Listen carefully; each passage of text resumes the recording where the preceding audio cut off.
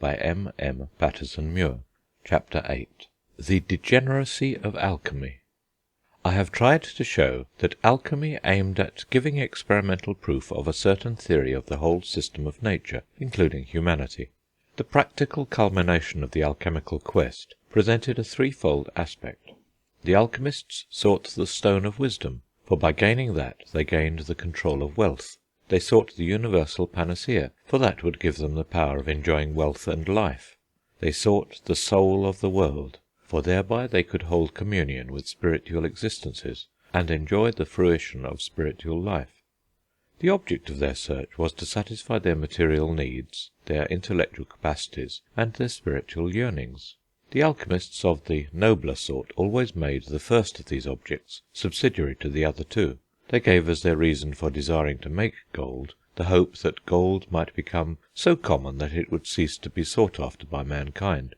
The author of An Open Substance says, "Would to God all men might become adepts in our art, for then gold, the common idol of mankind, would lose its value, and we should prize it only for its scientific teaching."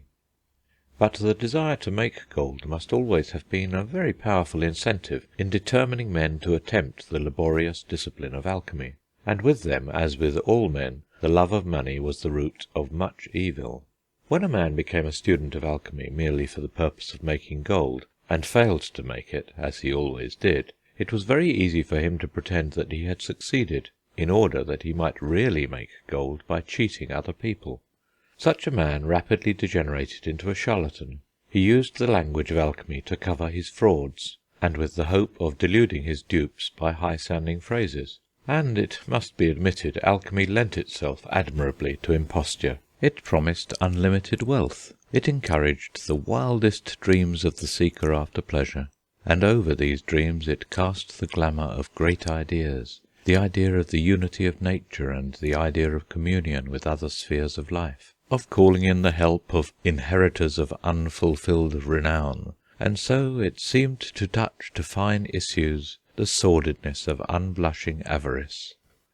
Moreover, the working with strange ingredients and odd-fashioned instruments, and the employment of mouth-filling phrases and scraps of occult learning, which seemed to imply unutterable things, gave just that pleasing dash of would-be wickedness to the process of consulting the alchemist, which acts as a fascination to many people. The earnest person felt that by using the skill and knowledge of the alchemists for what he deemed a good purpose, he was compelling the powers of evil to work for him and his objects. It was impossible that such a system as alchemy should appear to the plain man of the Middle Ages, when the whole scheme of life and the universe rested on a magical basis, to be more than a kind of magic which hovered between the black magic of the sorcerer and the white magic of the Church. Nor is it to be wondered at that a system which lends itself to imposture so easily as alchemy did should be thought of by the plain man of modern times as having been nothing but a machinery of fraud. It is evident from the Canon's Yeoman's Tale in Chaucer that many of those who professed to turn the base metals into gold were held in bad repute as early as the 14th century. The false Chanun persuaded the priest, who was his dupe, to send his servant for quicksilver, which he promised to make into as good silver and as fine as there is any in your purse or mine. He then gave the priest a crosselet, and bid him put it on the fire, and blow the coals. While the priest was busy with the fire, "This false Chanun, the foul fiend him fetcher, out of his bosom took a beechen coal, in which full subtly was made an hole, and therein put was of silver lamail, an ounce, and stopped was withouten fail the hole with wax, to keep the lamail in." The false Chanun pretended to be sorry for the priest, who was so busily blowing the fire.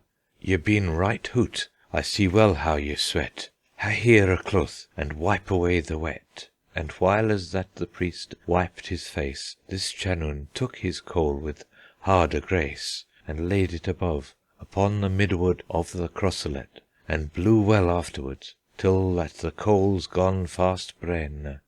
As the coal burned, the silver fell into the crosselet. Then the canon said, they would both go together and fetch chalk and a pail of water, for he would pour out the silver he had made in the form of an ingot.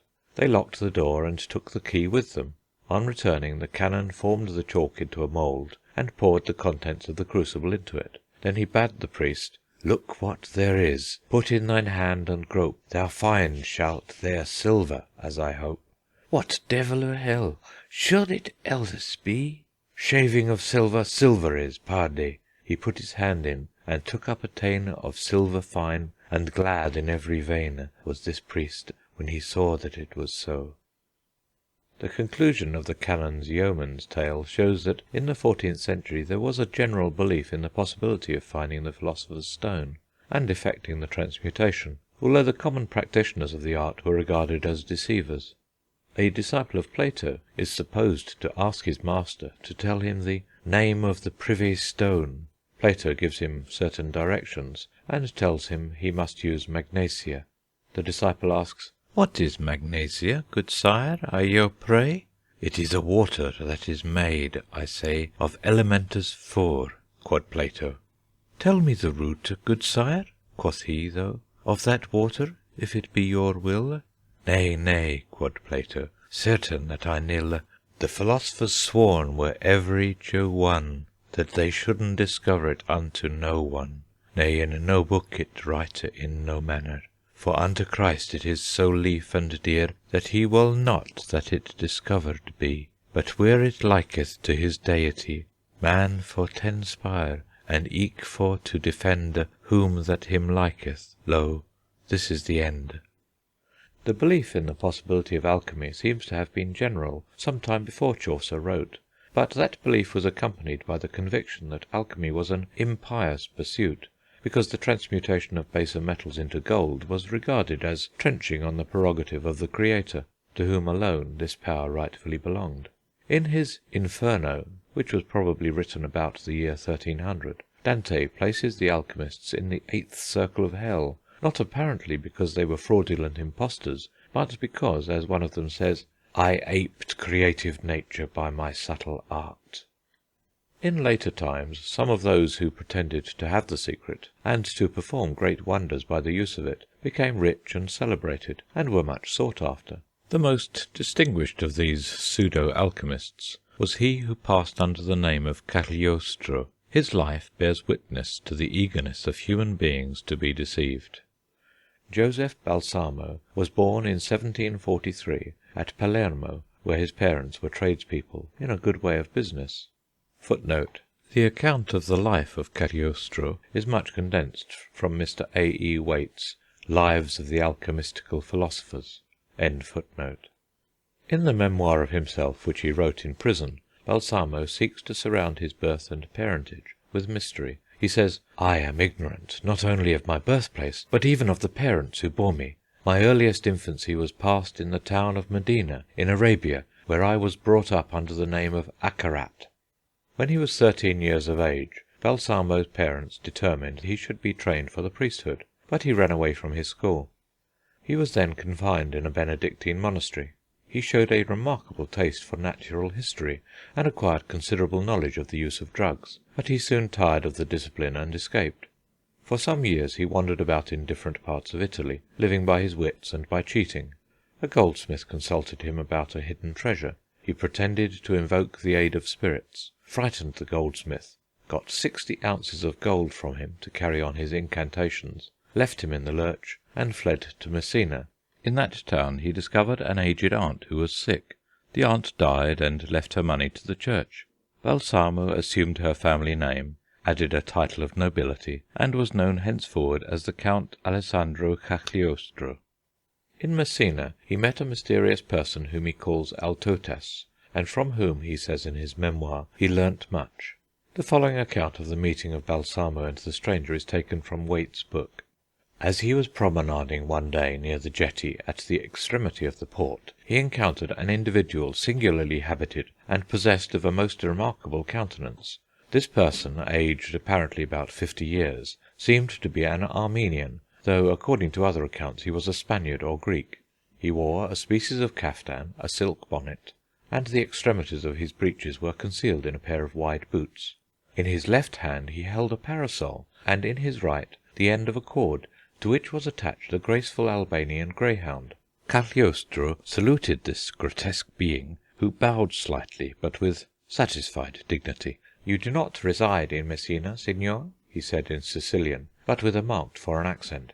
Cagliostro replied that he was tarrying for a few days, and they began to converse on the beauty of the town and on its advantageous situation, a kind of oriental imagery individualizing the eloquence of the stranger, whose remarks were, moreover, adroitly adorned with a few appropriate compliments. Although the stranger said he received no one at his house, he allowed Cagliostro to visit him. After various mysterious doings, the two went off to Egypt, and afterwards to Malta, where they performed many wonderful deeds before the Grand Master, who was much impressed. At Malta Altotas died, or at any rate vanished. Cagliostro then travelled for some time, and was well received by noblemen, ambassadors, and others in high position. At Rome he fell in love with a young and beautiful lady, Lorenza Feliciani, and married her. Cagliostro used his young wife as a decoy to attract rich and foolish men. He and his wife thrived for a time, and accumulated money and jewels, but a confederate betrayed them, and they fled to Venice, and then wandered for several years in Italy, France, and England. They seem to have made a living by the sale of lotions for the skin, and by practising skilful deceptions. About the year 1770 Cagliostro began to pose as an alchemist. After another period of wandering he paid a second visit to London, and founded a secret society based on supposed Egyptian rites, mingled with those of Freemasonry. The suggestion of this society is said to have come from a curious book he picked up on a second-hand stall in London. The society attracted people by the strangeness of its initiatory rites, and the promises of happiness and well-being made by its founder to those who joined it. Lodges were established in many countries, many disciples were obtained, great riches were amassed, and Cagliostro flourished exceedingly. In his Histoire du merveille dans les temps modernes, Figuier, speaking of Cagliostro about this period of his career, says, "He proclaimed himself the bearer of the mysteries of Isis and Anubis from the far East. He obtained numerous and distinguished followers, who on one occasion assembled in great force to hear Joseph Balsamo expound to them the doctrines of Egyptian Freemasonry. At this solemn convention he is said to have spoken with overpowering eloquence. His audience departed in amazement, and completely converted to the regenerated and purified Masonry. None doubted that he was an initiate of the arcana of nature, as preserved in the temple of Apis, at the era when Cambyses belaboured that capricious divinity. From this moment the initiations into the new Masonry were numerous, albeit they were limited to the aristocracy of society. There are reasons to believe that the grandees who were deemed worthy of admission paid exceedingly extravagantly for the honour." Cagliostro posed as a physician, and claimed the power of curing diseases simply by the laying on of hands. He went so far as to assert he had restored to life the dead child of a nobleman in Paris. The discovery that the miracle was effected by substituting a living child for the dead one caused him to flee, laden with spoil, to Warsaw, and then to Strasbourg. Cagliostro entered Strasbourg in state, amid an admiring crowd, who regarded him as more than human. Rumour said he had amassed vast riches by the transmutation of base metals into gold. Some people in the crowd said he was the wandering Jew, others that he had been present at the marriage feast of Cana. Some asserted he was born before the deluge, and one supposed he might be the devil. The goldsmith, whom he had cheated of 60 ounces of gold many years before, was in the crowd, and recognizing him tried to stop the carriage, shouting, "Joseph Balsamo! It is Joseph! Rogue, where are my 60 ounces of gold?" Cagliostro scarcely deigned to glance at the furious goldsmith, but in the middle of the profound silence which the incident occasioned among the crowd, a voice, apparently in the clouds, uttered with great distinctness the following words: "Remove this lunatic who is possessed by infernal spirits." Some of the spectators fell on their knees, others seized the unfortunate goldsmith, and the brilliant cortège passed on. Note from the book by Waite. End note. From Strasbourg Cagliostro went to Paris, where he lived in great splendour, curing diseases, making gold and diamonds, mystifying and duping people of all ranks by the splendid ritual and gorgeous feasting of his secret society, and amassing riches. He got entangled in the affair of the diamond necklace, and left Paris. Trying to advance his society in Italy, he was arrested by the agents of the Inquisition, and imprisoned, then tried, and condemned to death. The sentence was commuted to perpetual imprisonment. After 2 years in the prison of San Angelo, he died at the age of 50. End of chapter 8.